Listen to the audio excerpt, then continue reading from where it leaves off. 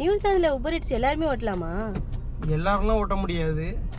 இங்கே ஸ்டூடெண்ட் விசாவில் வந்தீங்கன்னா உபர் ஈட்ஸு இங்கே ஓட்ட முடியாது. ஏன்னா உபர் ஈட்ஸு இங்கே வந்து it's consider as a business நியூசிலாண்டை பொறுத்த வரைக்கும். ஒர்க் விசா வந்தாலும் ஓட்ட முடியாது. ஓப்பன் ஒர்க் விசா இருந்தால் மட்டும்தான் உபர் ஈட்ஸு இங்கே ஓட்ட முடியும்.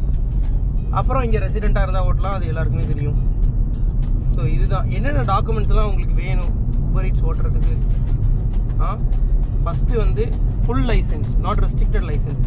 இந்தியாவிலேருந்து வந்தீங்கன்னா உங்கள் லைசன்ஸ் இங்கே கன்வெர்ட் பண்ணிக்கலாம். That consider as a restricted license. நீங்கள் இங்கே ஓட்டி காட்டி டெஸ்ட்லாம் முடிச்சதுக்கப்புறம் ஃபுல் லைசன்ஸ் கொடுப்பாங்க. ஃபுல் லைசன்ஸு, ஓன் காரு, வாஃபு, ரெஜோ இருந்துச்சுன்னா நீங்கள் உபர் ஈட்ஸ் ஓட்டலாம். ஏன் கார் மட்டும் தான் ஓட்ட முடியுமா?